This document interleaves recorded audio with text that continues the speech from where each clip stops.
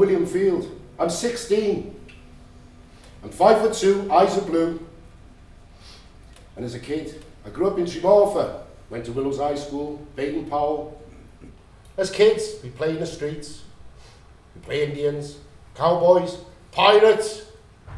And then we go fishing, we go over the foreshore, and over Rover Way. We jump the ponds, and we'd always be around water. Some of the boys, they decided to join the army. Some went in the artillery, some went in the engineers. Me, I love water. Swimming, Empire Pool, Gilvercrest and Splot Bars, always had to be around it. So, it was the Royal Navy for me. My name's Clive Hawkins. I joined the army at 18 years old. I came straight out of Borstal. I always wanted to join the army, even as a young kid. I watched the army recruiting team march up and down Cowbridge Road in the 60s, and always wanted to join on the end and be one of them. I went into the recruiting office, and there stood a recruiting officer. I asked him about joining the army, and he said he had a few questions for me. The most vital one was, did you have a criminal record? And I said yes. He said to me, I can't help you for at least 6.5 months.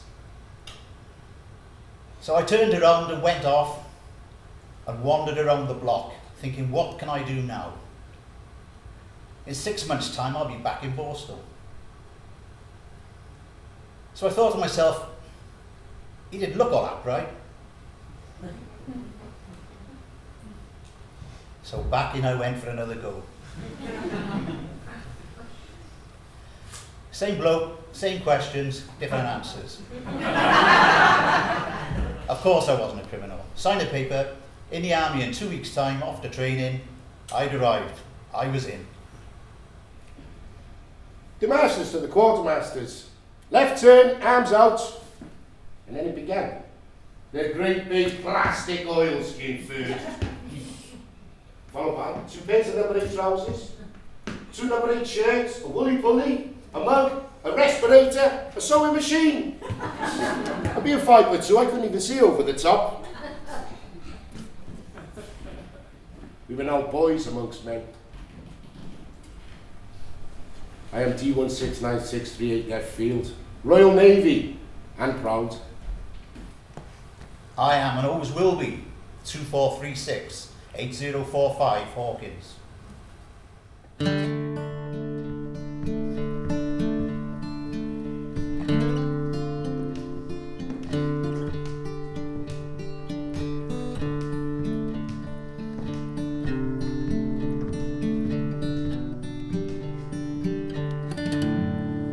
We go shopping at 3 a.m. in the morning, as my husband cannot deal with day-to-day crowds. They're busy at that time of morning filling shelves. One evening, someone dropped a crate on the floor, which startled my husband. We then had to leave the store. We went and sat in the car. He was staring out the window. I asked what was wrong. He said there was a car in front of the car park had just blown up. I held his hand and consoled him. We waited 5 minutes, drove home with no shopping.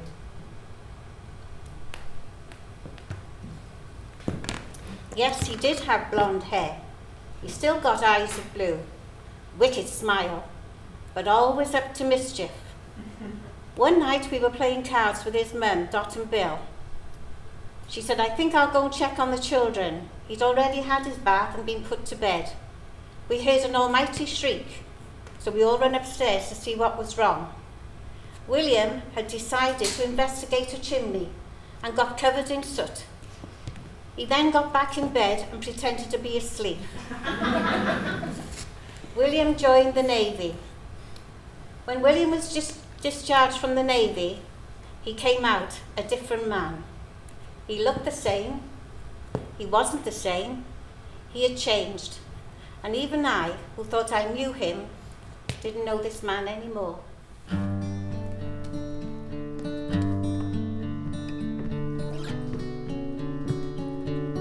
Russ, Taff, Kitely, Service number R8181923.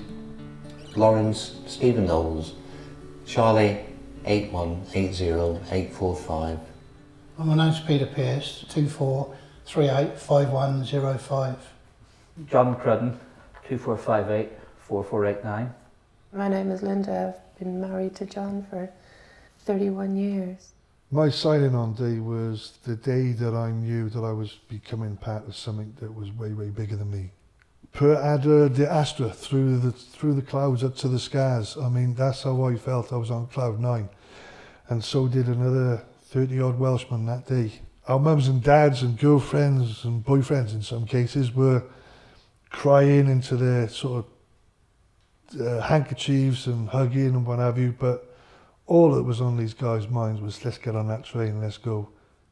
You have a group of people together, and that group are fulfilling a need for themselves, and this need is belonging to a group, and it's why people join gangs. Yeah. So this is a gang, you know, and you have the friends, and then you're out of the gang, and you can't go back in because you have to do certain qualifying things to be in the gang.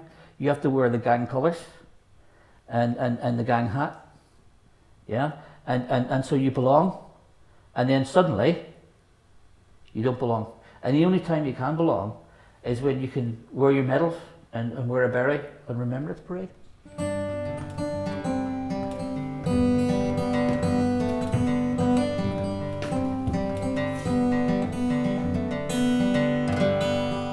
met some interesting people on the way. First ship, HMS Fife. We had a Lieutenant Kettle. He was in charge of steam and water and the engines. And then we had Captain Norman R.D. King from Milton Keynes. He'd come down with his wife sometimes and a daughter. Her name was Pie King. But the best one was HMS Brilliant. We had a JC with us. Not him upstairs. Captain John Coward. Fancy going to war with a coward. Well, we did.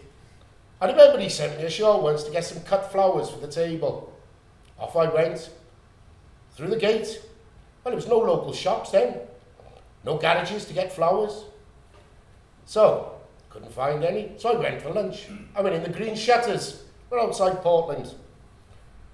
With a lot of interesting pubs. Diamond Lills, Union Street, Ship's Leopard in Portsmouth, the Angry Friar in Gibraltar.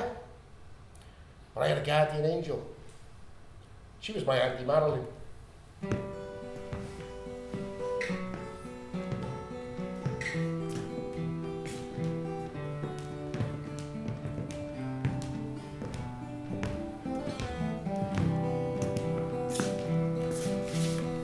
The name William runs strong in my family. My father was William, my brother was William, and my nephew William. My father joined the army, well, I should say the forces, in 1939. He joined the army twice, the merchant navy twice. We never saw him. He served in Africa, Japan, Burma. He had the Burma Star. My mother had 8 children in 11 years. It was her and my gran who brought us up. But when my father came home on leave, he was different.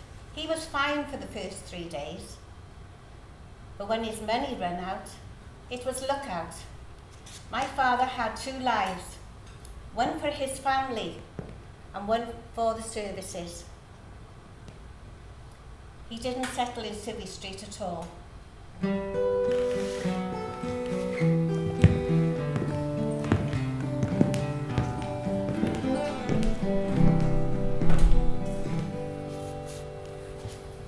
I first met my husband on the CB.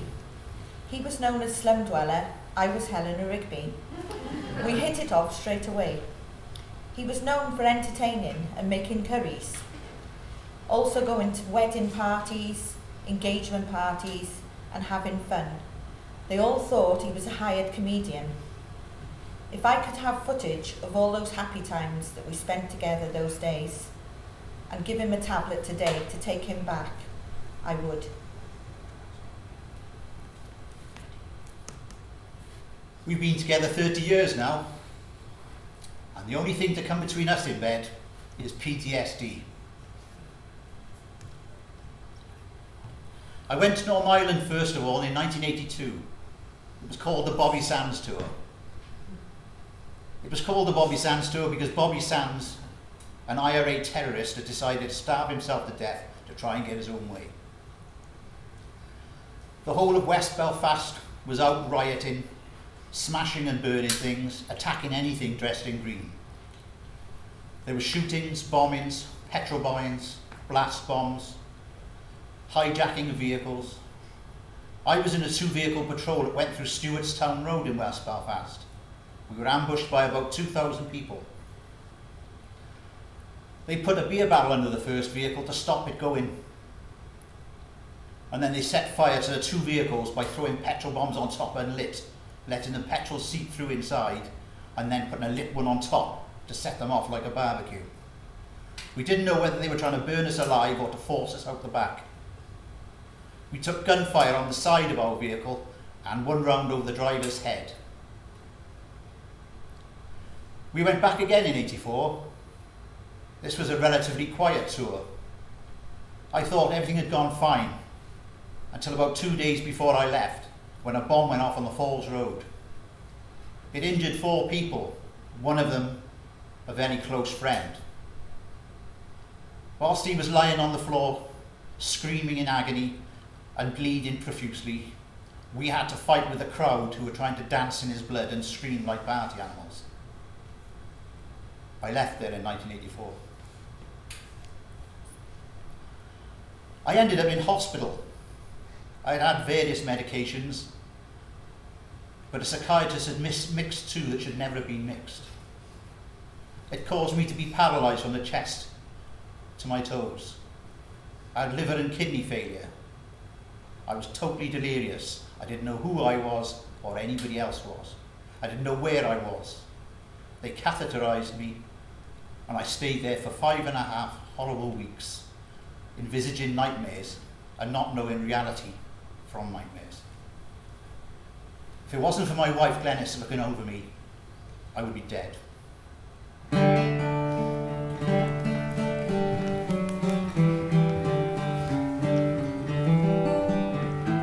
hardest thing is not knowing what sort of mood he can be in. Because, only speaking from my own experience with John, he can hear something. He could be out, normal day. He could hear something, somebody sitting beside us talking about something. And it'll trigger something in his mind and he will change like that. For the next 5 years, I started suffering flashbacks, behaving out of character, knew there was something wrong with me, but didn't know what. Started drinking really heavily, arguments with the family, the wife and the children, and as a consequence, my marriage of 26 years split up. I've been trained to be a military person, but I didn't get detrained down to stop that. You know, when you're training rifles, knives and fists and trying to kill, you know, and then they say, oh, you can't do it anymore now. That's it, finished. But you can't, because it's still up here in your head. Every day is doing these sort of things in it. You know, and that's why I have to go out and do things, because if I sit indoors all the time, I think about these things, and it gets me going then. 10 years later, I've swapped my HMS. I'm now doing HMP. I'm doing 5 years for armed robbery. I got a bit messed up. Things started snowballing. Divorce, social, everything. So I'd gone to the doctors, started off temazepam, diazepam, nitrazepam, Zimmervane, Liactol, amitriptyline, cocodamol, coproximol, codidromol, DF118, Valium. Tried them all. Nothing could stop it. I was drinking as well. My best friend became Jack Daniels.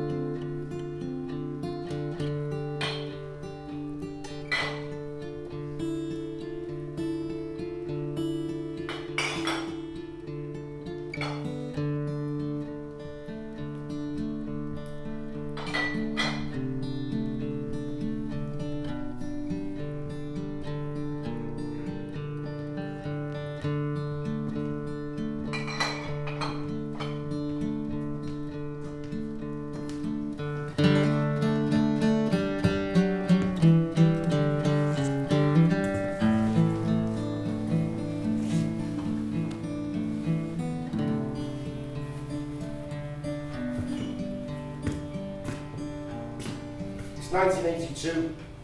It's me. We've been under attack for the last 3-4 days. Adjutant Skyhawks, Eton Dar. My first aid station was back aft. I was a first aider. I got a call, we were there, right under here, under the hangar. We'd had a call that we'd been hit, and we had casualties right up in the Seawolf system in the control room. 27 holes on one side. My job aboard ship was a first aid medic. I was back aft, right underneath the flight deck there. I had to get right for it, right underneath the Seawolf missile system. We got 2 injuries. The fire party and the damage control crew have turned out. I had to get there. I took JC with me, John Clare. We'd gone through all the hatches, up the ladders, more hatches, more, opening, closing to get in. When I got there, everything was busy on the one side. There was 2 casualties, a chief weapons officer, he was in shock, and my mate Scouse Markham. Shrapnel had come through the side of the ship, 3 sets of steel. It had gone through his leg, through his survival suit, and into his other leg.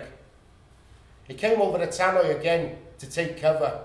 Everybody was lying on the deck with their hands on their head trying to protect themselves. I knew I had to get him out. I bent down, I cut off his webbing belt. His suit was knackered. My fireman lifted him over my shoulder. Then I had to take him back to the wardroom where the sick bay was. When I got there, the door was shut. I told him, get the door open. Get the fucking door open now. No one listened. I kicked it off his hinges. Down the wardroom flat he went. I went in, I put Scouse on the floor, lay on top of him. And then we had the all clear. I then took the packing out, put a field dressing on it. They flew him off later to the Canberra. That was the end of his war. I wrote it in a diary 30 years ago. I've still got that diary today. But it's in my head 30 years on.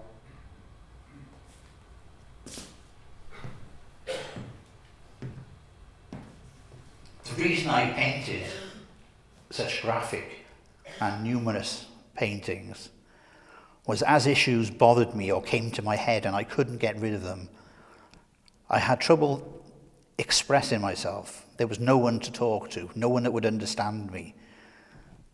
So these are just depictions of issues in my memory at the time, over a period of about 8 years. This is a picture showing Stewartstown Road in West Belfast during the 1982 tour of Northern Ireland, in which Bobby Sands starved himself to death. Because of his actions, the whole of West Belfast erupted into non-stop riots. I was in the rear vehicle of 2, which were ambushed by a crowd of up to 2,000 people throwing petrol bombs. They tried to load beer barrels under the front of the vehicles so that they could set our vehicles on fire from underneath or place a bomb on the back door. We couldn't get through here and we were stuck for some time. We had bullets hit the side of our vehicle and over the driver's head. Both vehicles were totally aflame, with the commanders on fire, the drivers on fire, petrol seeping through the hatches, and then they would send a lit bomb on top of the petrol to set the inside of the vehicle on fire to force us out. In 1984, a close friend of mine was blown up by an IRA bomb. Whilst he was lying on the floor screaming near death, the crowd were fighting us to stand in his blood and screaming and cheering as if it was a party. I found this a significant point in my life at which I had lost all faith in human beings. The man in the far ground, lying on the road, was a civilian. I ran out to him and turned him over to see if he was okay, and then was attacked by the crowd and told to leave him alone. This picture shows the Union Jack as part of my loyalty, my duty to the Crown as a soldier. And it shows today the burden I carry because of that. the memories of all those soldiers killed in the Northern Ireland Troubles between 1969 and 2007, and the weights that I carry today, which are representative of the different factors of my mental health, which are on wires and hooked into my back and pulled along the ground. The yellow lightning bolts depict things like my family, my work, noise, people, feelings of guilt, conversations, which all trouble me, just like my money worries, the lies I've heard, the aggression I feel, the blood of the innocent people of Northern Ireland, and the continuance of revenge between sectarian parties, lost comrades, and unimaginable past. The name of this picture is Land of Hope and Glory.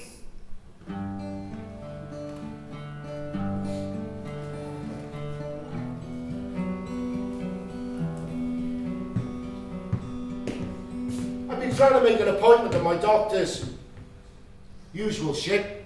Can't get through. Tomorrow, the day after that.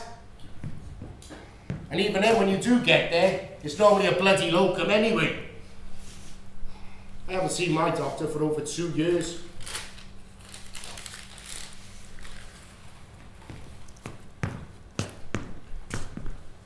I've had a letter from the job centre. Come and see me. I've gone in. They turned around and said, we don't need to see you. I said, I want to talk about my claim. They said, you'll have to use the phone. I said, I don't want to use the phone. I want to talk to somebody, please. No, you have to use the phone. I said, listen, I want to talk to somebody, please. So I end up using the phone. Please enter your date of birth. Are you claiming ESA, DLA, SMA, or FA? I think I'm going to get fucking FA. Vivaldi. Come on, answer the phone. I want to talk about my claim. Come on. Sorry, all lines are busy. Please try later. Sorry, all lines are busy. Please try later. For fuck's sake, answer the phone. Come on, come on. I'm getting angry. I'm getting frustrated for shit. Come on.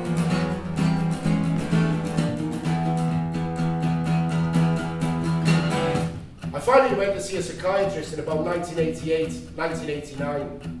I've been waiting an hour and a half, and when I finally got in to see him, he said these immortal words to me. You've got 10 minutes. 10 fucking minutes. 10 minutes for me to tell him everything, to spill my guts, unload everything I got in 10 fucking minutes. Listen, you're wasting my time, I'm wasting your time, I'm going to the pub, that's my surgery from now on. Ta-da! I've seen a few psychiatrists. Lots of fun. Before I saw my first psychiatrist, I was in charge of an armoury. I had the keys that unlocked all the weapons and the ammunition. I was feeling a bit suicidal at the time, and I thought, how convenient. I decided that that was going to be the night. I thought I'd use a single shot pistol and just blow the roof of my mouth off and into my brain. Job done.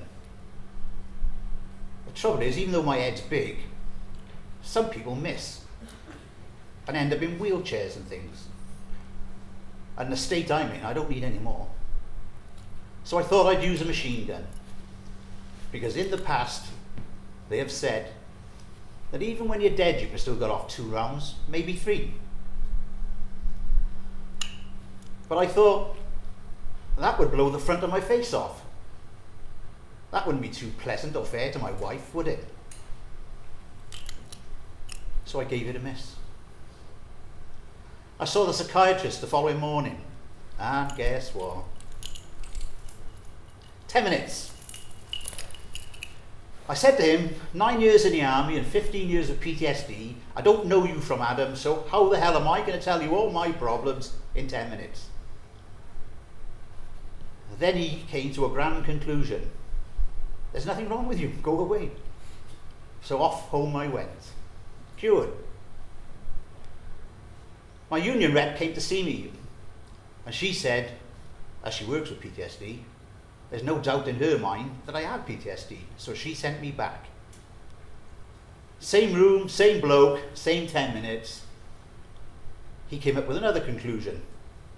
You're just afraid of people. Well, whoopie-doo, I've been jumped in crowds. And what would I be afraid of? Not crowds, would it? Anyway, he said, afraid of crowds, ta-da, and off I went. I got referred back a third time in an even worse state. He didn't even have the courtesy to see me. I saw one of his colleagues. He said to me, what's your problem?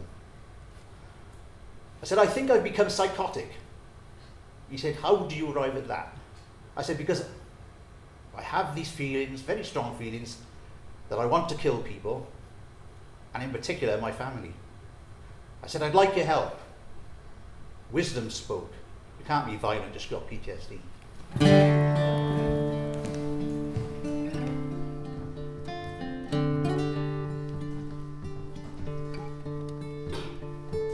When you leave the army, right, you have no support, you have no colleagues, and you're fighting a war against an enemy that's invisible. You don't know who they are. They're everybody. They're the person that won't give you assistance because you need help. They are the person that puts you on a waiting list that lasts 3 months before you can get help. They are the person that says to you, no, you can't have this. Yeah, that's your enemy. Your enemy, our enemy are you. I spent 5 years in and out of civilian hospitals where I was diagnosed with depression, but nobody actually got to the root of the problem. Eventually, in the year 2000, I was admitted to a military hospital in Cardiff where I was diagnosed with PTSD. I only found out about my PTSD in 2008. So from 1990 to 2008, I was in a battle trying to piss in a corner. Jesus, Russ, what's the matter with you? You're 6'5", you're built like a brick shithouse. What problems have you got? I felt ashamed, embarrassed, the stigma involved. 2 years ago, I wouldn't have been able to talk about any of this.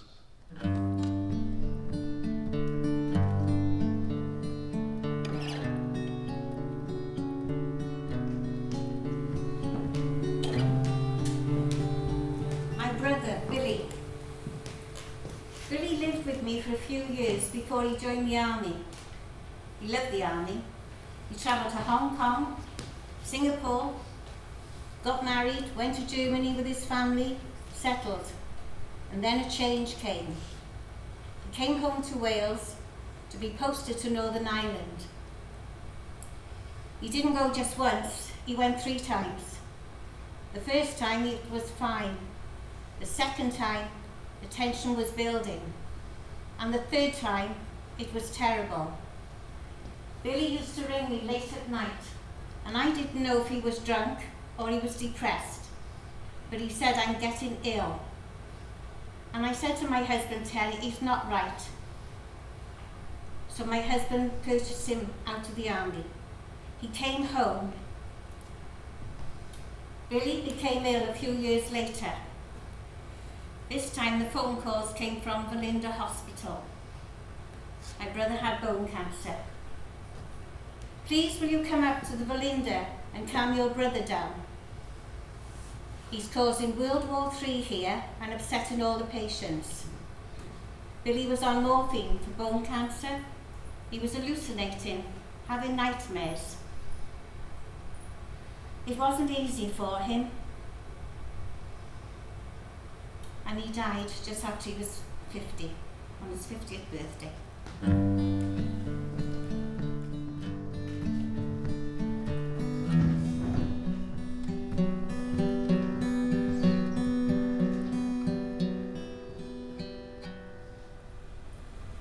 I didn't get much sleep for 20 years.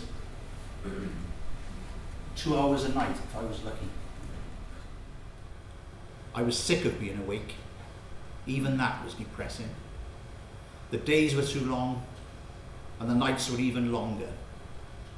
I would go out running for miles just to spend hours without trying to go to sleep. I would walk the streets of Cardiff to occupy my mind because the nightmares when I went to sleep were terrible. I started taking sleeping tablets. The doctor of wisdom told my wife If you give him one of these, he'll sleep.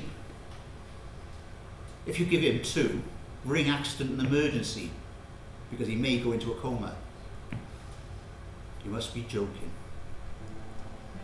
I wandered the house naked, turning drawers inside out, turning appliances off and on, raiding the fridge, just rummaging around, making a nuisance of myself. I used to fall over and not be able to get back up, and there was no one there to pick me up. I gave up the sleeping tablets and found I could sleep 2 to 3 hours at a time. But the nightmares had become more intense. I used to have harrowing nightmares of being pursued by beasts of human beings who just wanted to pull parts of my body off and eat them. It progressed into nighttime paralysis, where I was aware that I was asleep, but I was to try and rock myself awake, just rocking back and forth to break the fear of paralysis. Then came my friends, the visitors. I called them visitors because I could physically feel them. They used to slap me, pull my hair, punch me, kick me, and pull me out of bed. It seemed like it went on for ages, and it's surprising how things that would never bother you while you're awake terrify you when you're asleep. I would be sat up watching them performing in my bedroom, running around, only to realise I was lying down fast asleep. I would wake eventually, just to see them scurrying off into the shadows. And I couldn't go to sleep until Clive was asleep. I'd have to follow him down the stairs to check what he was doing. On 2 occasions, we nearly had a house fire. He'd cooking food, thinking it was cooked. He was eating raw sausages. The oven door was shut, and we could have had a house fire. Falling over, I couldn't pick him up. I would have to wait for him to get up. I finally got him up the stairs, got him into bed, me thinking he was going to settle. He then had nightmares. He was punching me, kicked me, shouting, swearing. I would have to wake him up. We would have to get him out of the bed to change the bed due to the night sweats. I would finally settle him down, go off to sleep, and then go to sleep myself. But the following morning, I would wake up, we would have to change the bed again, night sweats. And then my day would start all over again. I would have to nag him to get out of bed, to wash, shave, get dressed. And that happens every day and every night. It was May the 25th, 1982. We've had a call to give assistance to the Atlantic conveyor. She just had 2 Exocet put in the side of her. They got dead. My job as first aid was to go up to the flight deck and look for survivors. Put a scramble net over the side. There were other people on the upper deck. The ship's diver was standing by with a line. Searchlights were going. I went over the side of the ship, over the gunnels, along with the leading seaman, Robson, while I attached myself to the net with my arm. We were looking in the waters, and then down the port side, very slow, he started drifting towards us. A flotation suit, a man drifting towards us. We were told not to retrieve it and let the body go. It floated off into the darkness. It's somebody's son, somebody's grandson, somebody's uncle, somebody's brother. I still don't know to this day who that man was, or even where he ended up.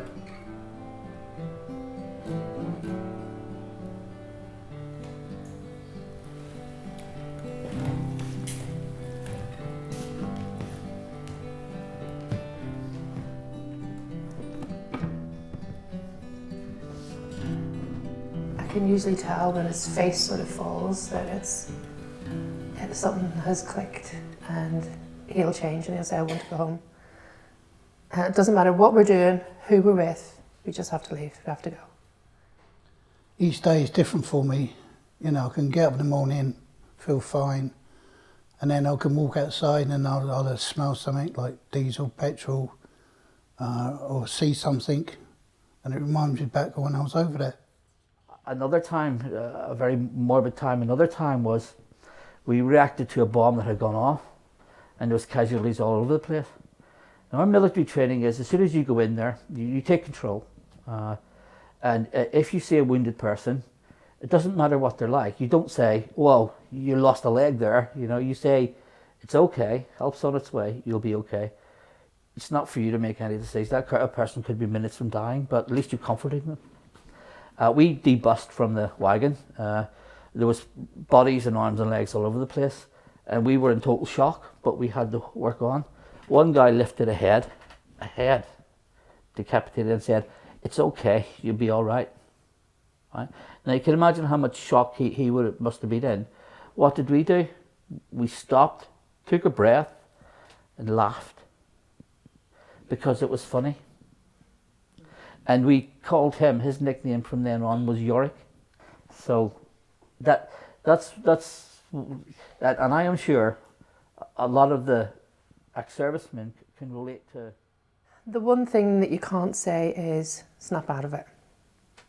You absolutely cannot say that, because you don't know what's going on in their heads. And then it's really hard knowing what to do for them, because, you know, you can go in and say, so what can I do for you? Nothing. Don't want anything. Can I get you a drink? No. Okay, fine. So in that situation, it's really, really hard. This country is set for a wave of post-traumatic stress disorder, which will be of a magnitude that will swamp the NHS completely. And we need to be in a position to help them. That's all these guys that have all been out there. They're all ticking bombs. We're going to end up, if we don't do something about it, we're going to end up with people with machine guns, blowing themselves up, killing other people, losing touch with reality. And if it's almost like a tsunami of PTSD coming, right? And we're standing on the beach and we're seeing it, and we can see what it's doing, but it's going to reach us, but we're just standing there watching it, and we're doing nothing about it. Or we're talking, yeah, we'll talk to each other, but where's the action? Where's our defences? What are we doing? Nothing.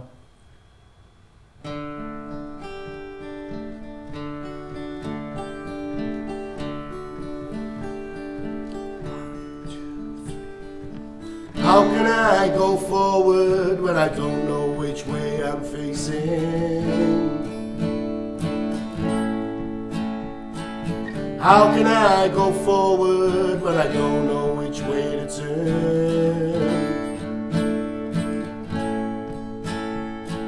How can I go forward into something I ain't sure of? Oh no.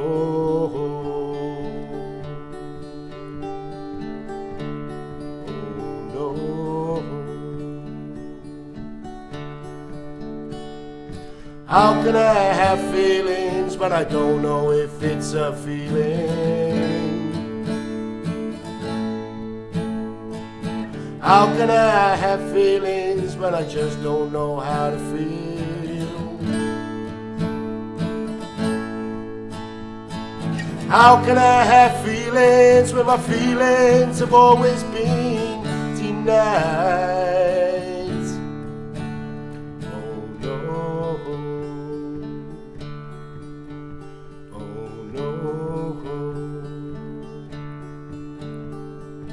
How can I give love if I just don't know what it is I'm giving? How can I give love if I just don't know how to give?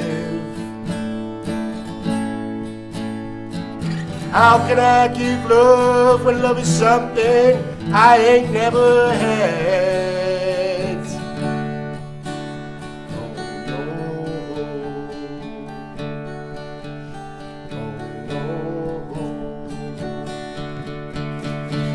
know life can't be long, and you've got to be so strong in a world that's so tough.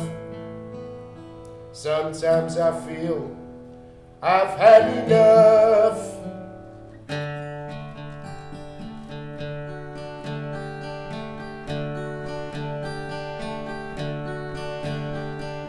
How can I go forward when I don't know which way I'm facing? How can I go forward when I don't know which way to turn? How can I go forward into something I ain't even sure of? Oh no.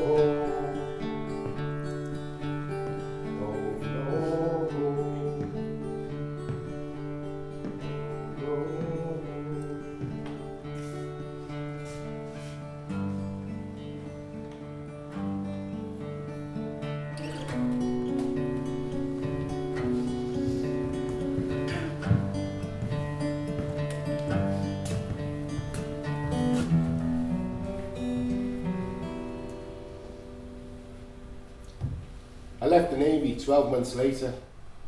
I remember going in to hand in my ID card and my kit and leave all the good friends I left behind, the comrades, the good times, some sad times and bad times. I'm going to miss it all, the routine, the structure. On my way out through the gate, I thought I'll have one last pint in the Mighty Fine right next to the station. After that, I picked up my case, went to the station, got a ticket, came back to Cardiff. And then I ended up in Civvy Street. But I am still D1696 38F Field and proud ex-Royal Navy. I left the army in 1984, straight off the streets of Belfast. Handed my kit and equipment in, my weapon, magazine and ammunition, onto a coach to the airport. I've never felt so naked in my life. I left behind all my friends, real friends, people that I know I could guarantee. They would always be there for me, no matter what.